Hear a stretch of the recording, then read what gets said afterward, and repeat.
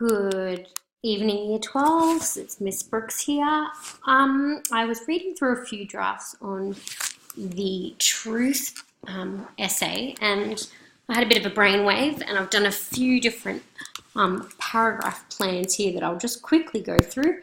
Now, there's about 6 different ones, I think, or maybe 5, and you could use 3 of these if you liked, or maybe more.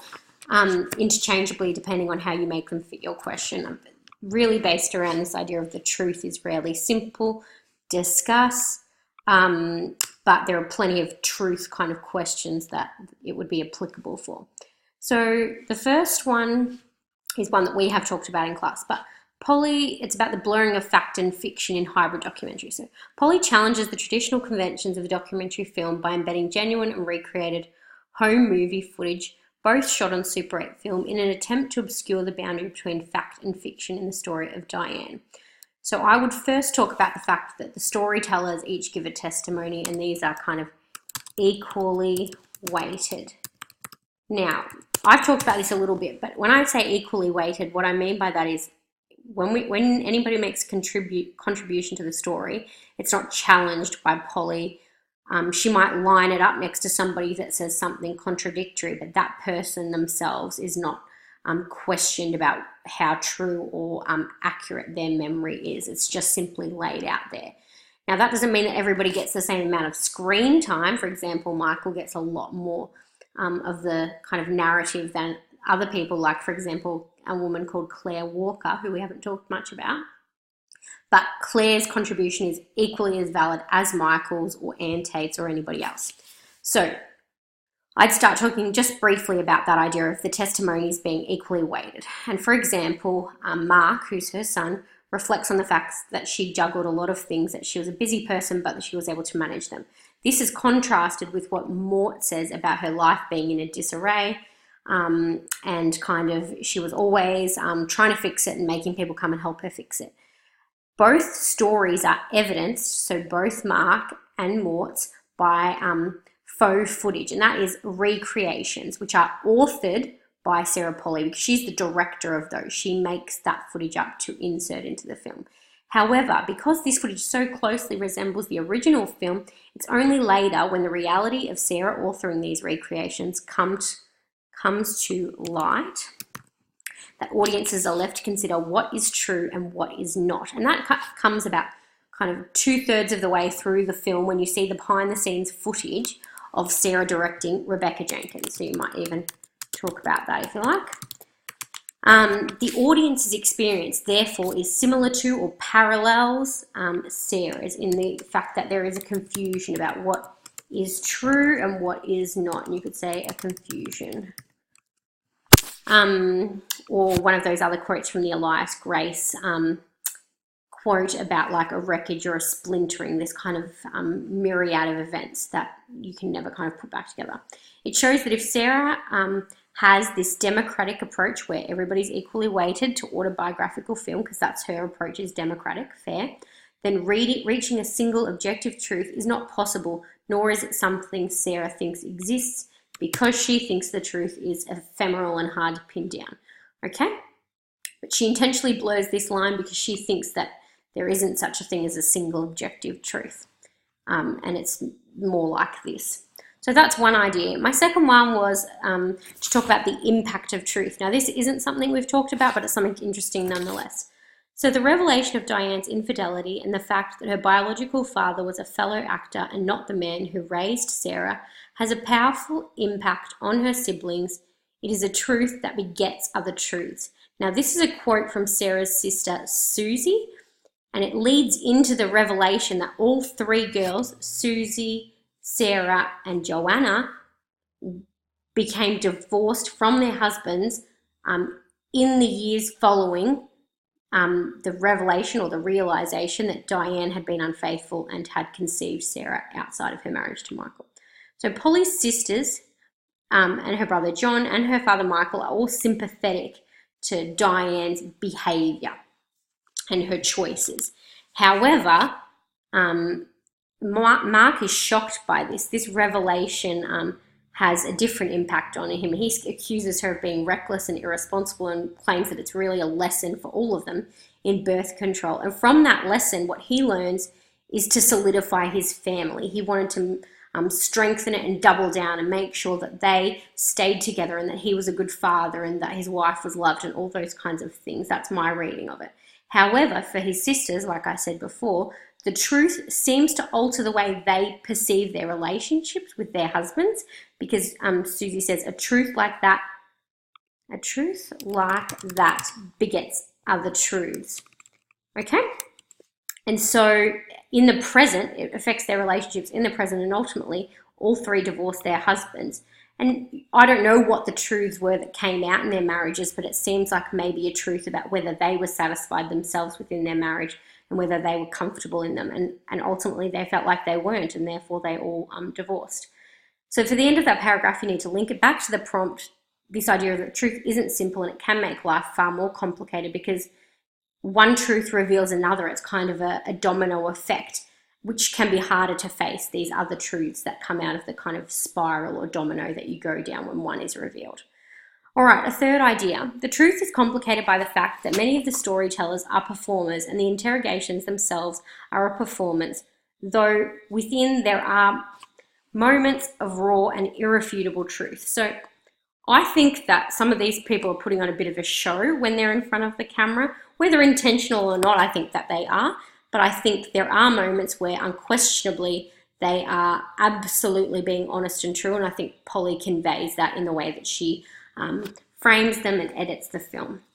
So the opening montage of all the storytellers preparing for their scene, you've got, and I would talk about that as a kind of performance, them readying themselves, just like the footage of Diane from her audition that's genuine and included in there.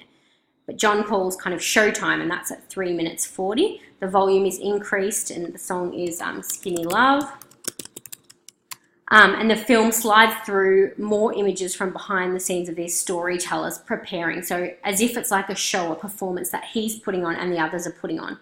And you can also, maybe not that one, let's go this.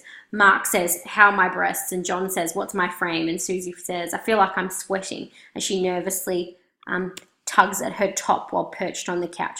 So all of this occurs in the first 4 minutes, and it's kind of, to me, it underscores this idea that they are putting on a bit of a performance for their sister, Sarah, who is filming them. Yes, she's interrogating them, but I don't think she's harsh like a cop, and it's in that way she really lets them have the stage and have their say. But I think John's behaviour and Mark's and even the girls highlights the way that it's kind of a performance, what they're putting on. And even her memorial feels to them like a performance, and that's about at the 26-minute mark. And it says, John says, it's nice to be in show business when you die, because the people that speak are good at speaking. Not that that phrase is very well spoken by John, but that's his idea. And Susie says to me it was kind of a production. It felt like I was at a big play or something. And so you can talk about this fact that their whole lives were a performance. Even Diane's funeral was a performance. She could never kind of escape that element of her life. That is how it was. And the truth, therefore, is complicated by the fact that Diane's life was a performance, and even these interviews are a performance. However, and I think it's always good to have a however in your paragraphs, there is truth in the loss they feel for Diane. So I think there's definitely more honesty than just that, but I think this is a powerful moment that you can talk about. At about 1 hour and 30 minutes, you can hear the song Demon Host playing, and it's about, I'm pretty sure it's, or maybe the artist is Demon Host, but it's about, it says, death she came a-marching on, and it goes along like that. So I would definitely talk about those lyrics as well as what's going on in the scene, which is Polly cutting between Michael's final recollection of Diane. So I think she had just asked him about what he said to her in her last moments, and he gets quite emotional. And then it's footage of Diane and Michael on a family holiday, and then all the other storytellers reflecting on the loss of Diane. They don't say anything, there are no words, simply the emotion of their loss. So you can see it on their faces. Victoria wells up, the siblings very quiet and emotional, and look at a loss for words. So I think in that moment there is absolute, genuine and raw emotion. There's no performance there. And I actually think Michael says something about there was no performance there at all or something. I'll add the exact quote in after this video. Then you want to link it back to the prompt saying, whilst much of what is said may well be a performance and therefore the truth of which might be questionable because people are saying what they think that others want to hear maybe, there are undeniable truths about the way these individuals felt about Diane. All right, then you've got knowable or simple truths. So whilst there are times in which the storytellers are a cacophony providing competing memories of the woman who was Diane, there are moments where they fall into chorus, so they line up and everything's the same. Polly's film illustrates there are some truths that are simple and knowable. Sarah's parentage and the fact that she was loved and wanted, and that Diane loved and was loved by Michael. So I would spend that paragraph unpacking those things. So you'd look at the DNA test, you'd look at Michael saying he did love children, his in particular, he was glad that she changed her mind. This idea that children are children and they are all equal, and the fact that no, it doesn't make any difference at all. He says at the end that biologically she is connected to Harry, and there is a kind of, he says a line that's been severed between them, but he still loves her just the same, despite that fact. And the poem by Neruda, Diane loved, it shows that she's loved. Love is short, forgetting is so long. And I'm not sure what I mean by that decision to go back to him, even if things weren't perfect. Skinny love song. Maybe that there's some truth in the fact that she went back to him, even though it wasn't perfect. She still loved him and wanted to be loved by him. So in returning to him, it shows that she loved. And his sadness and his commentary or reflection on her departure after 25 years of marriage shows that he loved her. All right, the last one, and hopefully my battery doesn't run out. The Polly family was one that was immersed in the world of stage and performance, so kind of similar to idea 3, but a little bit different. A circle of people who believe that the crucial function of art is to tell the truth.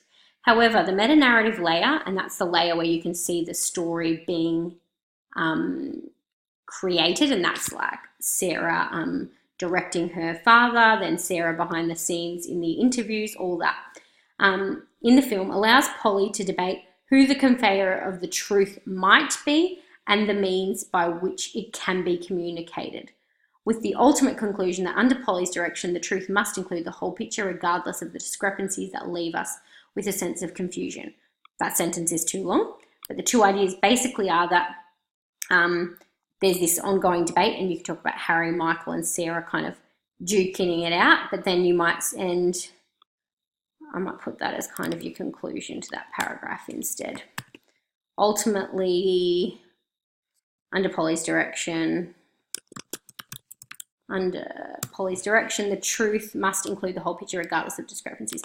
And she's in charge because she makes the film, so it gets to be whatever she wants it to be. Before that, you have Harry's version of the truth, and you need to kind of discuss that. And then Michael's, because he says that 6 hours unedited, kind of,